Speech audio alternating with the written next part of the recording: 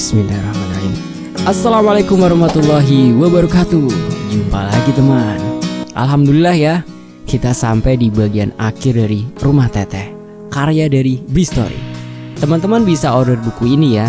Cari aja di pencarian Google Rumah Teteh. Nanti bakalan muncul ada di beberapa marketplace ya, seperti Shopee, Tokopedia, Bukalapak, dan lain sebagainya. Dan admin mengucapkan terima kasih banyak ya kepada Bri karena telah mengizinkan untuk membawakan apa yang ada di dalam isi buku ini ya. Apresiasi tinggi-tingginya buat Bri. Oke, sebelum kita masuk ke ceritanya, mari kita berdoa dulu. Dan tak lupa kita doakan juga Teh Helena ya. Oke, berdoa mulai.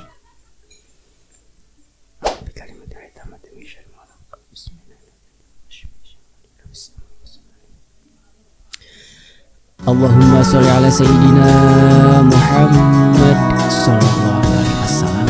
Oke, kita masuk ke ceritanya.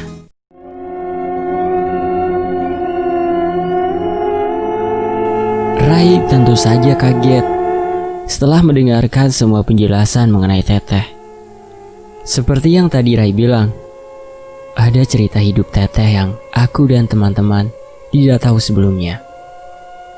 Menurut Rai, ketika dia pertama kali mencoba menghubungi telepon rumah indekosku, dia malah mendengarkan suara perempuan dan laki-laki yang tengah bertengkar. Mereka terdengar beradu argumen di ujung telepon hingga Rai menghentikan mobil untuk mendengarkan mereka. Aku tidak kuat lagi. Aku tidak sanggup kalau terus-terusan seperti ini. Si perempuan berkata seperti itu dengan nada logat Sunda kental sehingga Rai menebak sebagai perbincangan sepasang suami istri. Aku salah, aku minta maaf. Semua terjadi dengan ketidaksengajaan. Si laki-laki kurang lebih menjawab seperti itu. Sesekali terdengar suara si perempuan menangis terseduh-seduh mengiris hati. Sementara si laki-laki bicara dengan emosi yang sangat datar. Kira-kira seperti itu perbincangan yang Rai dengar sebelum dia menutup telepon. Saat mengira dia menekan nomor yang salah, hingga kemudian Rai mencoba kembali untuk menelpon ke rumah indekosku. Kali kedua itu, Rai mendengarkan suara misterius yang hanya terdengar suara perempuan bicara sendiri. Aku sudah berikan semuanya buat kamu. Aku sudah abdikan hidupku dengan berusaha menjadi istri yang baik. Tapi yang aku terima seperti ini, malah ada perempuan lain di sana. Kamu hianati semuanya. Aku tidak bisa terima semua ini lagi. Aku tidak sanggup. Suara perempuan itu datar tanpa emosi meski terdengar bergetar menahan tangis dan kesedihan. Suara yang sama dengan suara perempuan yang Rai dengar sebelumnya. Setelah itu, Rai menutup telepon untuk yang kedua kali. Kemudian meyakinkan sekali lagi kalau dia tidak salah menekan nomor. Akhirnya, Rai yakin kalau dia tidak salah dan sudah menekan nomor yang benar. Saat mencoba yang ketiga kalinya, akhirnya ada yang menjawab. Perempuan yang kemudian mengaku sebagai Teteh. Setelah mengetahui Teteh sebenarnya, Rai semakin yakin suara yang dia dengar di telepon adalah suara Teteh. Seseorang yang dilihatnya sedang bertengkar dengan suaminya adalah Teteh. Yang bicara sendiri adalah Teteh. Secara tidak langsung, Teteh menceritakan sebagian jalan hidupnya kepada Rai. Sebelum meninggalkan Bandung, Rai meminta untuk menemaninya. Dia ingin mencari oleh-oleh untuk keluarganya di rumah. Dengan senang hati, aku mengiyakan ajakannya. Lalu, dengan berkeliling kota, kami telusuri tempat-tempat yang biasa menjadi sasaran berbelanja oleh-oleh. Rai, seorang sahabat sejak lama. Aku senang setiap kali dia berkunjung, kembali merajut keakraban dengan mengejar kisah yang banyak tertinggal. Kami sangat menikmatinya. Perhentian terakhir, kami sempatkan mampir di satu warung kopi. Kami kembali berbincang santai sebelum Rai melakukan perjalanan panjang menuju kampung halamannya. Namun, tiba-tiba keseruan perbincangan terhenti saat aku melihat raut wajah Rai berubah. Dia seperti kebingungan setelah membongkar tas lempang yang selalu dibawanya. Ada apa, Rai? Aku penasaran. Dari dalam tas, Rai mengeluarkan sebuah buku kecil yang tampak sangat kusam. Ini buku siapa ya? Rai kebingungan. Loh, itu kan ada di dalam tas lo. Iya, buku lo lah. Buku siapa lagi? Aku menegaskan. Bukan Bri, ini bukan buku gue. Gue gak pernah punya buku kayak gini. Aku mulai penasaran. Yakin itu bukan buku lo? Tanyaku lagi. Gue yakin. Pasti ada yang masukin ke dalam tas. Tapi siapa? Rai semakin keheranan sambil menyerahkan buku itu kepadaku. Aku mengamati buku kusam dalam genggamanku yang terlihat seperti buku catatan harian, diary. Lu yakin ini bukan buku diary lu? Kembali aku menanyakan hal yang sama. Sejak kapan gue punya buku harian, Bri? Nada Rai agak tinggi. Akhirnya, perlahan aku membuka buku itu. Baru lembaran pertama, aku terenyak dan merinding saat membaca satu kata di halaman pertama. Helena. Akhirnya, Rai pergi meninggalkan Bandung dan sebelumnya dia menyerahkan buku harian itu kepadaku. Kami tidak pernah tahu siapa yang menaruhnya di dalam tas Rai. Setelah mengamati setiap halaman, kami jadi tahu kalau buku itu tak lain buku harian Tetes masa hidupnya. Catatan yang bisa menjawab semua pertanyaan untuk semua misteri buat kami, para penghuni rumah Teteh. Cerita tentang kisah hidup Teteh. Januari 1989. Sendiri di rumah ini, tidak banyak yang dapat aku lakukan. Kegiatan sehari-hari hanya perulangan dengan membersihkan setiap sudut rumah salah satunya. Setiap pagi, aku menyapu dan mengepel lantai, serta membersihkan debu yang sebenarnya masih belum terlalu tebal. Tapi, semuanya harus dilakukan untuk mengusir rasa bosan yang sering kali hinggap. Rumah peninggalan orang tuaku ini tergolong besar. Rumah 2 lantai yang memiliki 5 kamar di lantai dasar dan 2 kamar di lantai atas.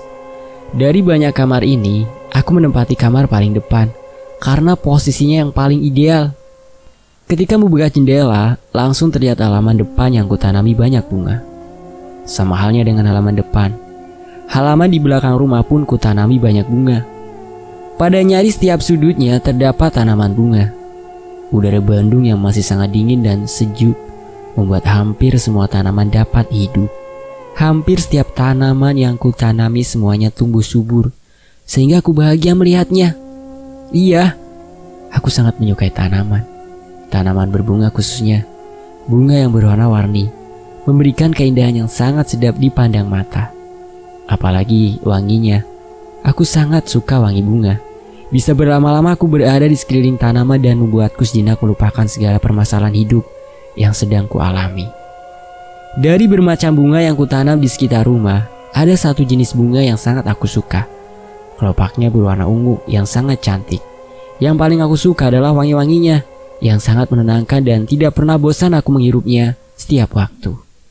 Sekitar 2 tahun yang lalu, seorang teman dekat memberikan bibit bunga ini. Dia bilang, ini adalah bunga yang tergolong langka, hanya tumbuh di dataran tinggi yang udaranya sejuk. Banyak orang yang sudah mencoba mengembangbiakan, tapi banyak pula yang gagal. Makanya dia memintaku untuk mencoba menanamnya, karena dia tahu kalau aku pecinta bunga. Syukurlah, di tanganku bunga ini tumbuh dengan subur dan sempurna. Aku menanamnya di halaman depan dan halaman belakang rumah. Karena keindahannya, banyak temanku yang tertarik untuk menanam bunga ini. Mereka meminta bibitnya untuk ditanam di rumahnya. Tapi aneh, semuanya gagal, semuanya mati. Tidak ada yang berhasil menanamnya. Berarti aku cukup beruntung karena berhasil menanam bunga ini dengan baik. Bunga yang cantik dan sangat harum wanginya, bunga yang aku sendiri tidak tahu namanya. 10 Februari 1989, Rara, Didit, Ronald, dan Ana terlihat sangat lahap menyantap kue buatanku. Senang aku melihatnya. Di ruang tengah, kami berkumpul, berbincang, sambil menonton televisi. Mereka anak-anak dari tetangga sekitar rumah, rata-rata berusia 8-9 tahun. Yang paling kecil adalah Ana, baru sekitar 5 tahun. Aku sangat menyukai anak kecil dan sangat suka bergaul dengan mereka. Ocehan dan canda tawa mereka menjadi penghibur dari hariku. Nyaris setiap pulang sekolah, mereka selalu datang. Ada yang malah sampai tidur siang.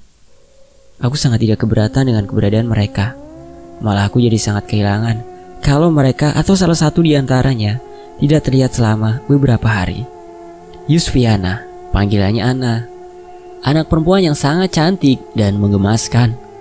Perilakunya menyenangkan, tidak pernah lelah mengajak berbincang dan menemaniku di rumah. Ocehan dan pertanyaan-pertanyaan lugu dari mulutnya membuatku selalu tersenyum atau malah tergelak tawa. Oh iya, tidak jauh dari rumah terdapat taman bermain yang sangat luas. Taman beralaskan rumput yang di atasnya ada banyak mainan anak-anak seperti jungkat-jungkit, prosotan, dan permainan lainnya. Di taman ini terdapat pohon rindang dan besar di beberapa sudutnya. Jadi, kalaupun siang hari, tetap sejuk dan segar. Taman yang sangat indah. Salah satu tempat kesukaanku di kota Bandung. Seringkali aku membawa Ana dan teman-temannya ke taman ini. Biasanya, pada sore hari, kami dapat seharian penuh menghabiskan waktu kalau kebetulan hari Minggu atau libur sekolah. Tapi, aku lebih banyak waktu bermain di taman ini bersama Ana. Karena dia belum bersekolah, jadi banyak waktu tersedia. Ana sudah aku anggap seperti anakku sendiri. Sayang sekali aku padanya. Aku juga kenal baik dengan orang tuanya yang rumahnya hanya berjarak beberapa puluh meter dari tempatku tinggal. Ana sudah menjadi pengisi hidupku yang kosong dalam beberapa tahun belakangan ini. Maret 1989. Meja makan seharusnya menjadi tempat berkumpul seluruh anggota keluarga. Di samping tempat untuk bersantap bersama, juga untuk sekedar berbincang dan bercengkrama. Tempat di mana tiap anggota keluarga menceritakan kegiatan sehari-harinya, mencurahkan isi hati, serta berbincang akrab penuh kasih sayang. Idealnya seperti itu. Tapi di meja makan ini, aku selalu duduk sendiri, menatap ruang kosong di sekeliling, melamun, dan bermain dengan pikiranku sendiri. Aku berbelanja keperluan sendiri, memasak sendiri, menyantap hasil masakanku sendiri di meja ini. Begitu terus dan terus. Di meja ini juga aku mencoba mengerjakan hobiku yang sempat aku tinggalkan setelah menikah, yaitu melukis. Lukisan terakhir yang baru saja rampung adalah lukisan bunga dengan vasnya. Lukisan yang pertama juga masih tentang bunga, karena memang aku sangat menyukai keindahannya. Lagi-lagi, rasa bosan dan jenuh dapat teralihkan dengan satu hal, yaitu melukis. Setelah dua lukisan besar itu benar-benar sudah selesai, aku membuatkan bingkainya. Satu lukisan ku pasang di ujung ruangan lantai atas, yang satu lagi terpasang cantik di lorong tangga. Nah, teman-teman, terjawab sudah ya, lukisan itu berasal dari siapa? Waktu ditanyain sama papahnya Memi dan Sis itu. Kemudian Pak Trisno menjawab asal-asalan. Nah, ternyata asalnya dari sini nih. Oke, lanjut. Tidak pernah bosan aku menatap kedua lukisanku. Sedikit narsis, tapi tidak apa-apa kan? Bulan April tahun 1989. Teman-teman, udah ada yang lahir di tahun itu? Pasti udah dong ya. Dua orang laki-laki datang untuk mengantarkan meja dan kursi pesananku. Meja serta kursi yang sengaja kupesan untuk aku letakkan di lantai atas dan tepat di depan tangga yang menghadap salah satu lukisanku di ujung ruangan. Dua kursi dan satu meja bundar berbahan kayu jati yang sangat kusukai. Sepertinya selain di meja makan, aku akan banyak menghabiskan waktu di kursi ini. Tentu saja sambil menatap salah satu hasil lukisanku. Permasalahan hidup. Sama dengan orang-orang lainnya, aku juga memiliki sebuah masalah dalam hidup. Beberapa di antaranya sudah kulalui, walau sambil terseret-seret. Ada masalah yang sampai detik ini masih saja belum juga selesai. Masalah rumah tangga.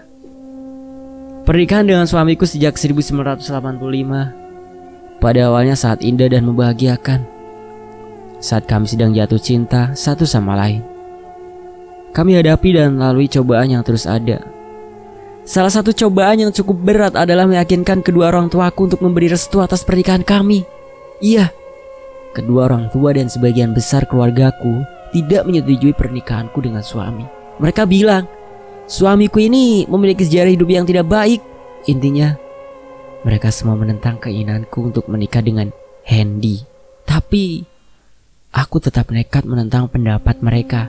Dan akhirnya, kami menikah tanpa restu dari orang tua dan keluargaku. Yang paling membuatku sedih, beberapa bulan setelah kami menikah, orang tuaku meninggal dunia saat mengalami kecelakaan ketika sedang berkendara keluar kota. Mereka meninggalkanku selamanya sebelum memberikan restu atas pernikahanku. Itulah salah satu perjalanan hidup yang kami alami. Tetapi kami dapat melaluinya dengan baik dan cukup bahagia. Tapi kemudian perlahan keadaan berubah seluruhnya. Kebetulan kami belum juga dipercaya oleh Tuhan untuk memiliki anak. Jadi selama nyaris 4 tahun pernikahan, kami hanya lalui berdua. Untuk pejuang garis 2, semoga kalian tetap semangat ya. Semangat pantang menyerah. Oke, kita lanjut. Tahun-tahun pertama pernikahan berjalan dengan baik. Sangat baik malah. Walaupun aku tidak bekerja, suamiku dapat memenuhi kebutuhan hidup kami sepenuhnya. Hingga akhirnya ketika pernikahan memasuki tahun ketiga, cobaan itu datang. Dimulai dengan suamiku yang kehilangan pekerjaannya. Pekerjaan yang sudah dijalani hampir 10 tahun lamanya. Perusahaan tempatnya bekerja bangkrut dan akhirnya gulung tikar. Selama 3 bulan, suamiku menganggur, menunggu sampai surat-surat lamaran yang dia buat membuahkan hasil. Pucuk dicinta ulam tiba. Akhirnya ada perusahaan yang menerima. Tapi penempatannya di Jakarta, sehingga kami sempat kebingungan. Di satu sisi keadaan keuangan sudah sangat kembang kempis. Kami sangat butuh penghasilan. Di satu sisi lainnya, kami bimbang dengan penempatan kerjanya, karena kami akan berbeda kota. Sementara aku tidak bisa meninggalkan kota Bandung, karena aku sangat tidak betah tinggal di Jakarta. Setelah diskusi cukup panjang, aku mengizinkan suamiku untuk mengambil pekerjaan itu dengan syarat harus pulang ke Bandung minimal 2 minggu 1 kali. Harus. Suamiku menyanggupi dan dia bilang kalau perlu seminggu sekali dia akan pulang, sehingga aku senang mendengarnya. Bulan-bulan pertama, suamiku memenuhi janjinya untuk pulang 1 minggu 1 kali. Aku sangat senang. Rasa kangen jadi tidak menumpuk terlalu banyak. Setiap dia pulang, selalu kubuatkan makanan kesukaannya dan aku melayaninya dengan baik agar dia terus betah dan selalu ingin pulang. Tapi bulan-bulan berikutnya, suamiku mulai jarang pulang. Awalnya 2 minggu sekali, lama-kelamaan menjadi 1 bulan sekali. Dia bilang pekerjaannya semakin banyak dan kadang di akhir pekan dia harus bekerja. Aku pun masih bisa menerima alasan itu.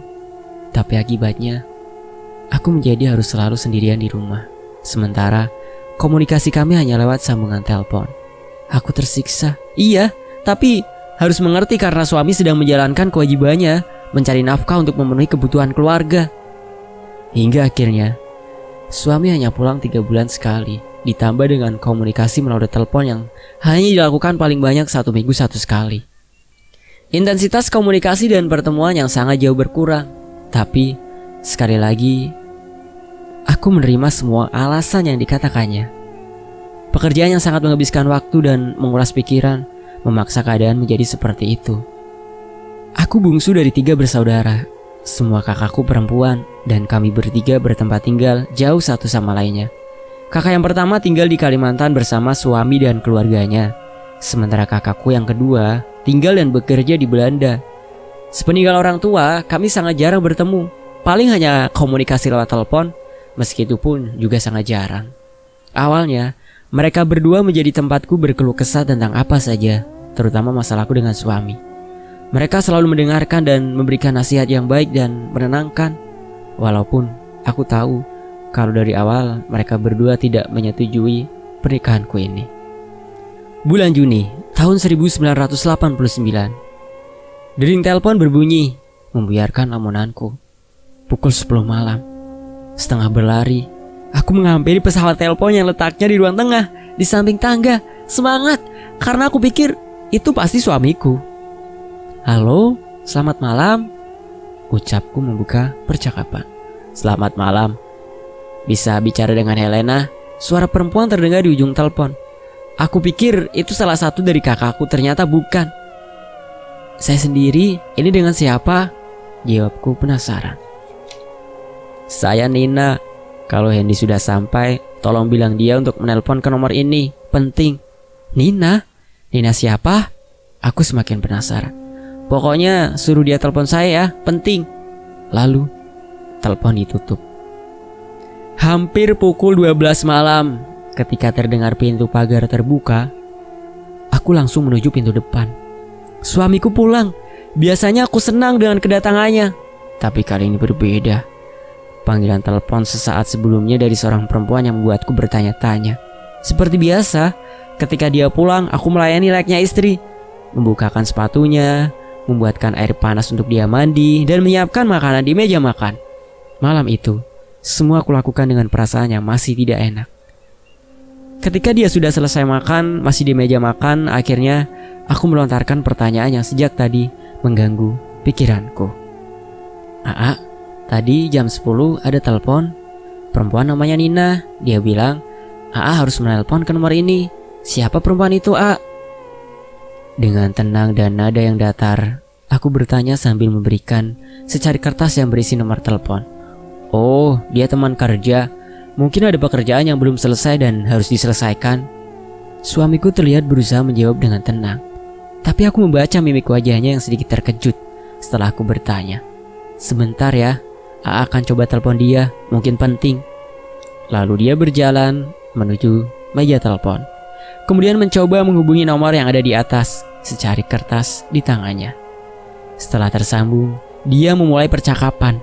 Aku yang masih duduk di meja makan mendengarkan dia berbicara sangat pelan, nyaris berbisik. Jarak meja makan dan meja telepon yang cukup jauh membuatku tidak bisa mendengar dengan jelas apa yang suamiku bicarakan. Tapi ada satu kalimat yang sempat sedikit aku dengar. Jangan pernah menelpon ke rumah ini lagi. Jangan. Kira-kira seperti itu. Aku dapat mendengarnya karena dia berbicara dengan nada yang agak tinggi, seperti sedang marah. Aku hanya diam di meja makan. Selesai menelpon, suamiku langsung masuk kamar. Setelah membereskan meja makan, kemudian aku masuk ke kamar juga. Di dalam kamar, aku melihat suamiku sudah lelap tertidur. Aku tidak tega untuk membangunkannya. Sampai keesokan harinya, tidak ada pembahasan tentang perempuan yang bernama Nina itu. Aku tidak berani bertanya lagi, serta memutuskan untuk mengabaikan dan percaya dengan omongan suami. Bulan September tahun 1989. Beberapa bulan terakhir, kiriman uang dari suami semakin jarang aku dapatkan. Entah itu terlambat ku terima ataupun tidak ada sama sekali. Dalam hal ini, aku tidak pernah menanyakan kepada suami. Tidak pernah menuntut macam-macam. Sedapatnya yang aku terima akan kugunakan dengan baik dan sehemat mungkin. Memilih untuk berprasangka baik. Mungkin suamiku memang sedang dalam kesusahan di sana, tapi harus ku terima kenyataan ini. Hidupku jadi serba kekurangan, sehingga aku harus mencari jalan lain. Kegemaranku menanam bunga akhirnya sedikit banyak membantu keuanganku. Awalnya, beberapa teman membeli bunga-bunga yang aku miliki. Kemudian, lama-kelamaan berita semakin tersebar kalau aku penjual bunga. Syukurlah, cukup banyak orang yang menjadi pelangganku dan mereka semua sangat menyukai bunga-bunga yang aku tanam. Hal ini sedikit banyak dapat mengalihkan perasaan dan pikiranku dari permasalahan yang aku miliki. Permasalahan yang kedepannya mungkin akan menjadi semakin pelik. Awal Oktober 1989, aku kedatangan tamu. 2 orang laki-laki datang ke rumah pada suatu siang. Mereka membawa kabar yang sangat mengagetkan. Inti dari kedatangan kami adalah untuk memberitahukan bahwa suami ibu sudah 6 bulan lamanya menunggak cicilan. Salah satu dari mereka bicara begitu. Cicilan apa, Pak? Saya tidak pernah merasa meminjam uang kemanapun. Aku bertanya perihal cicilan yang mereka maksud. rumah ini sudah diagungkan oleh suami ibu. Beliau meminjam uang ke bank kami. Waktu terasa seperti berhenti. Aku sangat terkejut mendengarnya. Tubuhku lemas bersandar di kursi.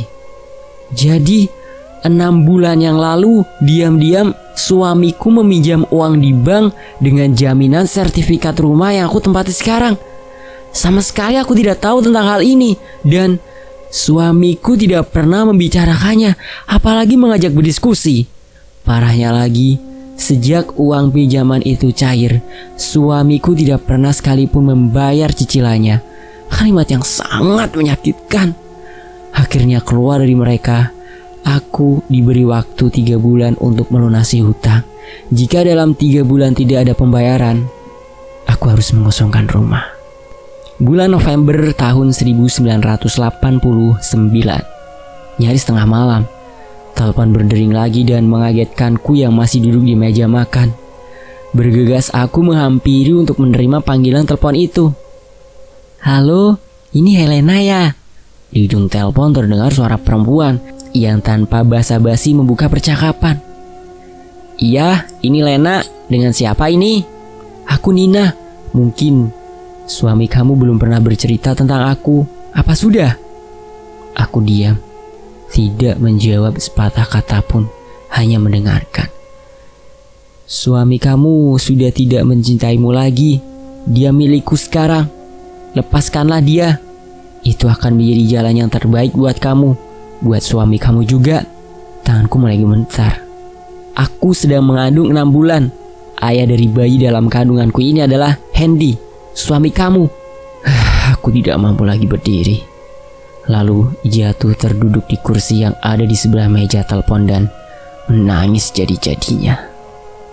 Akhir November tahun 1989. Aku salah. Aku minta maaf. Semuanya terjadi karena ketidaksengajaan. Aku menangis dengan air mata mengalir deras ketika suamiku akhirnya menjelaskan semuanya. Nina awalnya rekan kerja.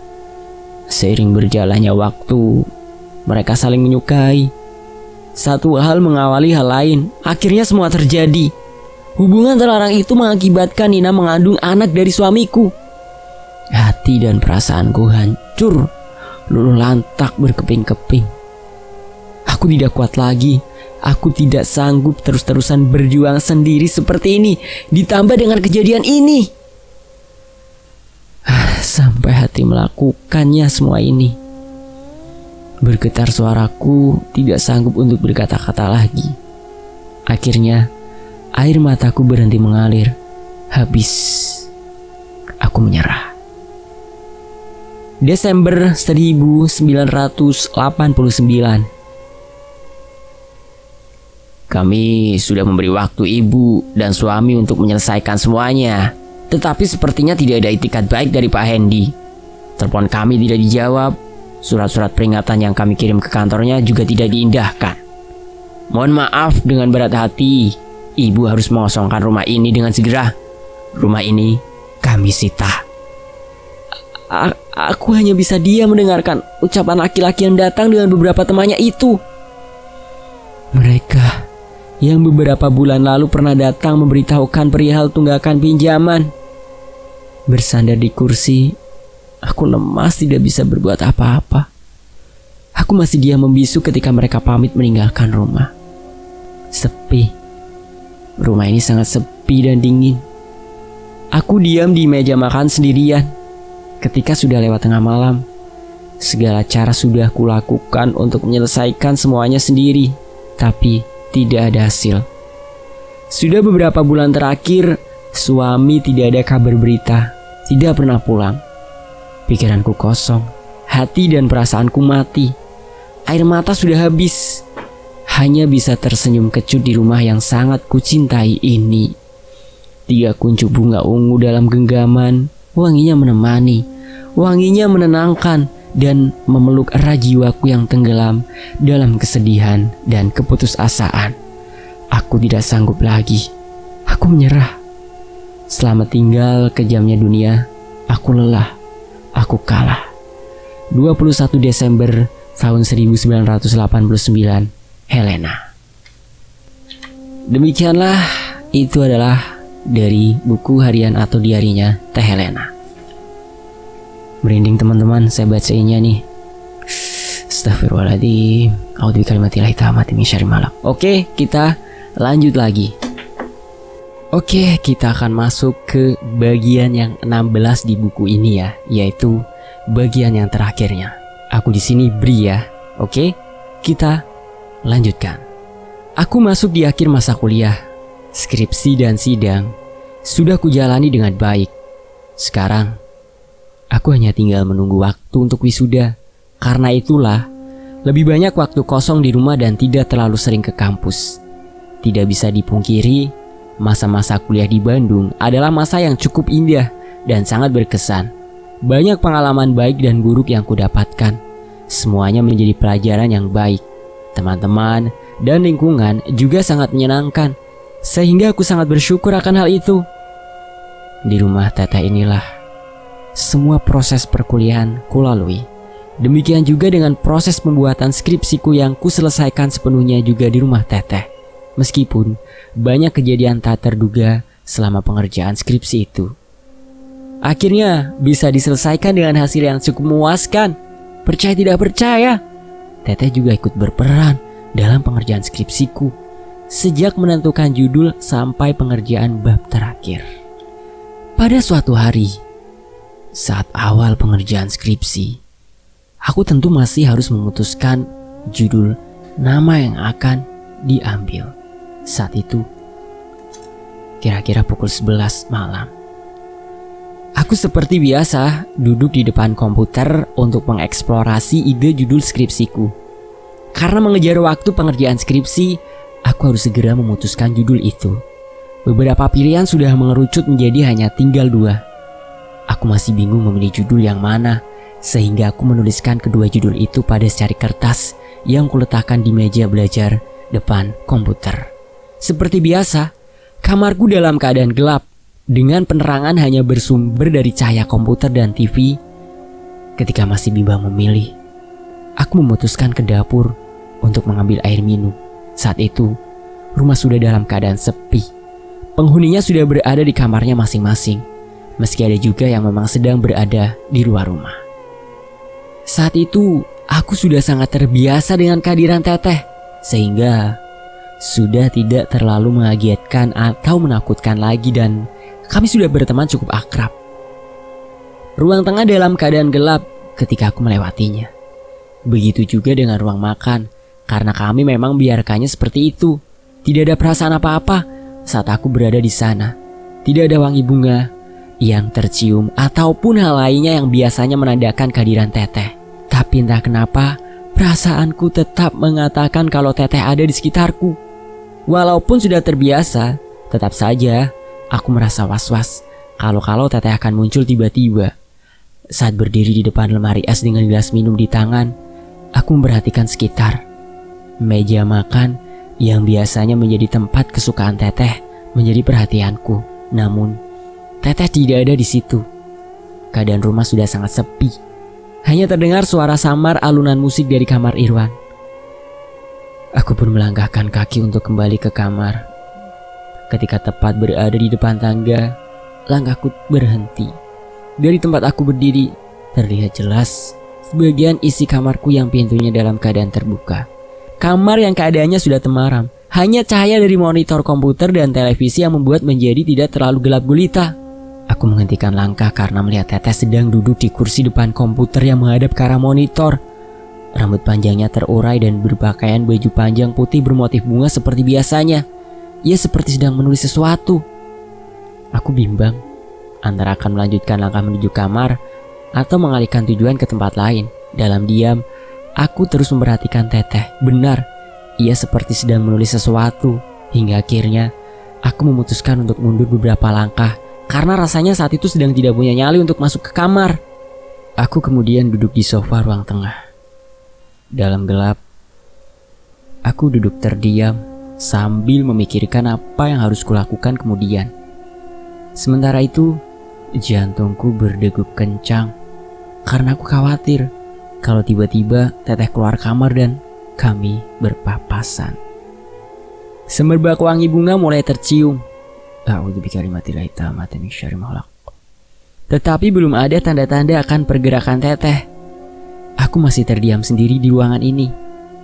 Alunan musik dari kamar Irwan pun sudah tidak terdengar lagi, sehingga suasana menjadi sangat hening. Perasaanku mengatakan akan ada sesuatu yang terjadi. Kemudian, tiba-tiba aku melihat Teteh berdiri di pintu kamar. Aku ketakutan, meski bukan ketakutan yang sampai ingin lari meninggalkan tempat.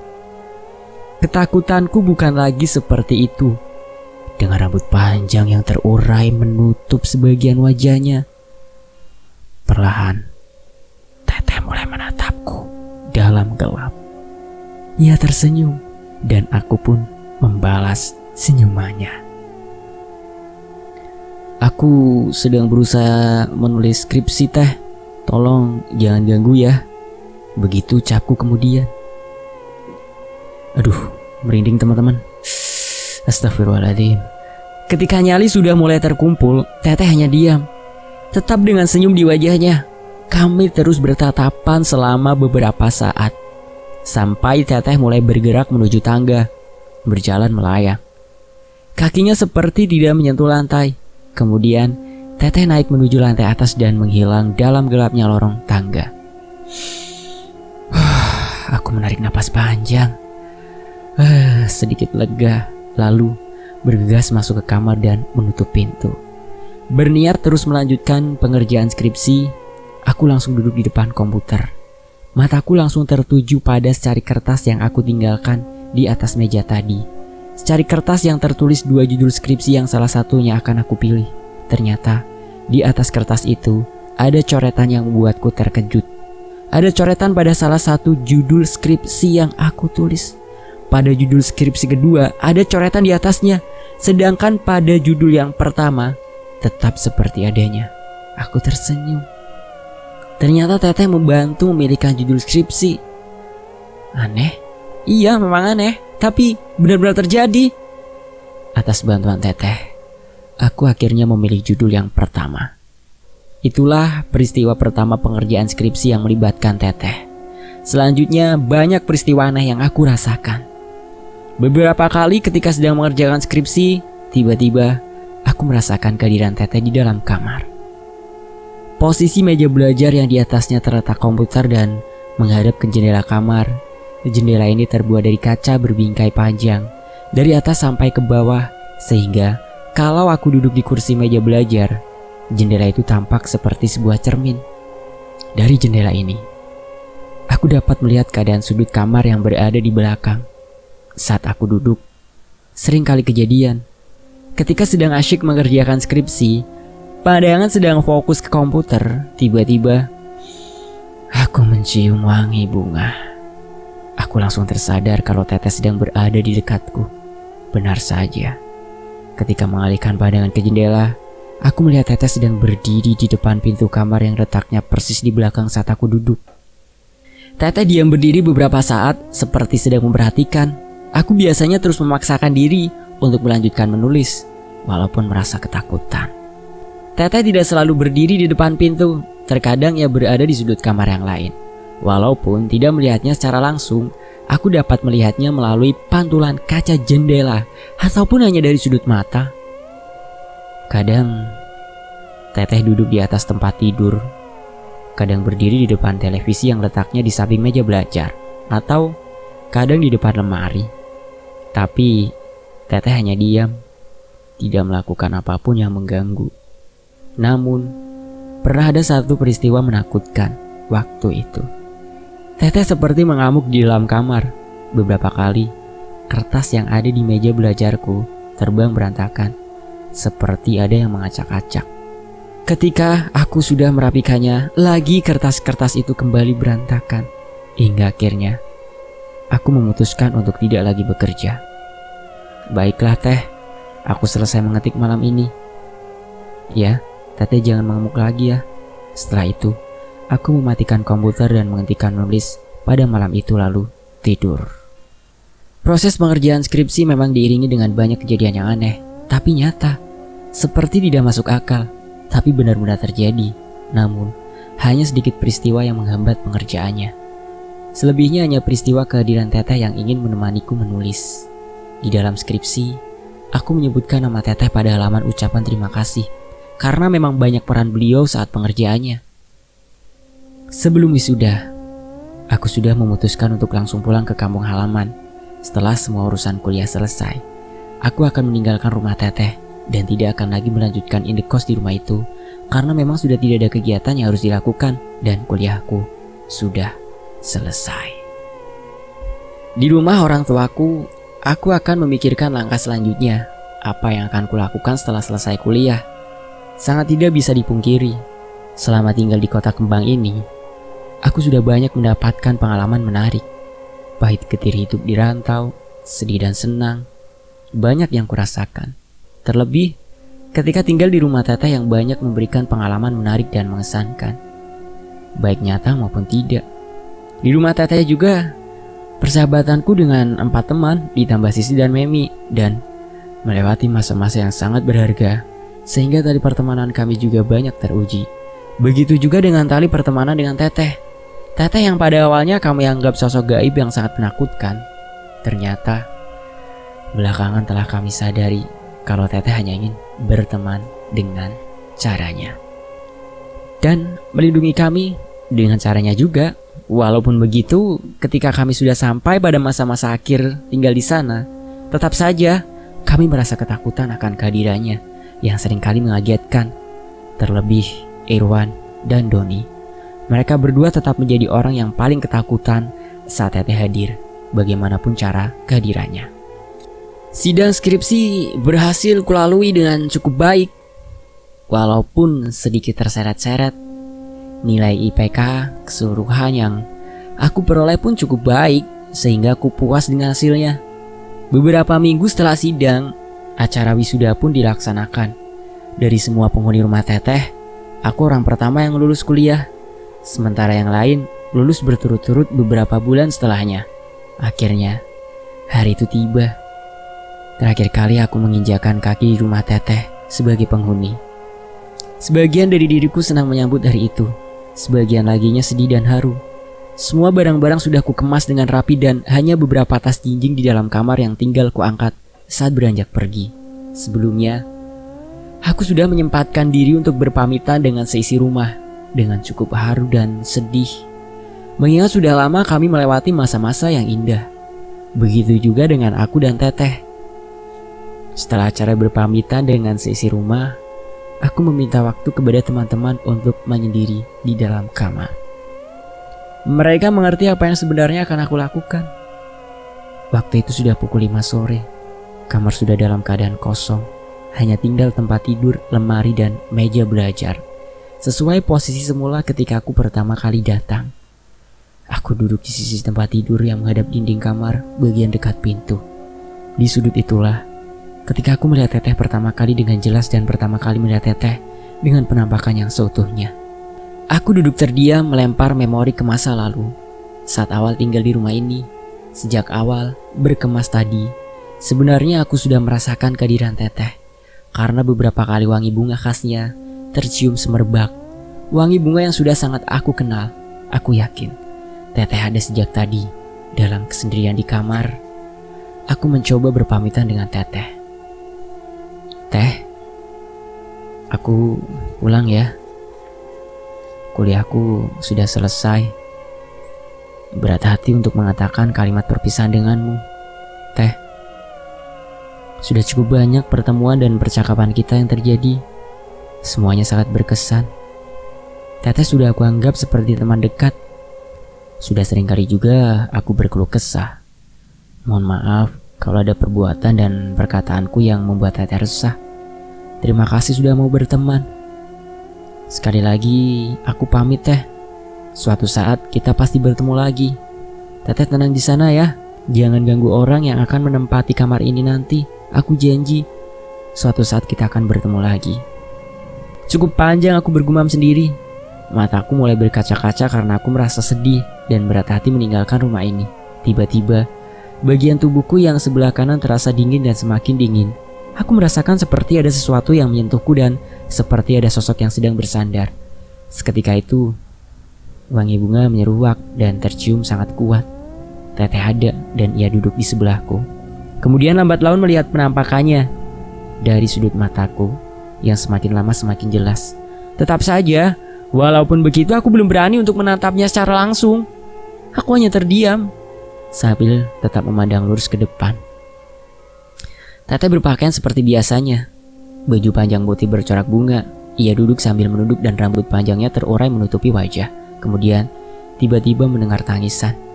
Meski sangat pelan, suara tangisan yang sangat menyayat hati dan cukup lama tangisannya terdengar. Perlahan, air mataku pun jatuh di pipi.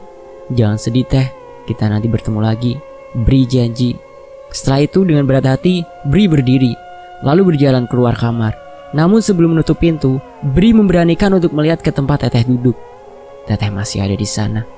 Ia masih duduk sambil menundukkan kepala. Perlahan, kemudian ia mengangkat wajah. Akhirnya, Teteh memperlihatkan wajah sambil menatap Bri, sedih.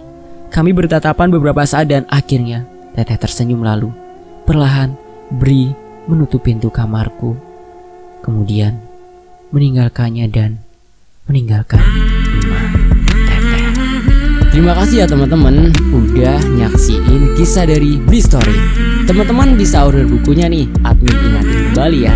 Teman-teman bisa langsung aja pencarian di Google ya. Cari aja rumah Teteh. Nanti teman-teman bakal nemuin ya. Ada di beberapa marketplace seperti Shopee, Tokopedia, Bukalapak dan sebagainya. Admin undur diri. Mohon maaf jika ada intonasi-intonasi yang kurang mengenakan di telinga teman-teman, atau salah kata atau salah pengucapan ya. Admin undur diri dan akhirnya kisah rumah Teteh selesai. Wassalamualaikum warahmatullahi wabarakatuh. Terima kasih teman-teman. Sampai jumpa di kisah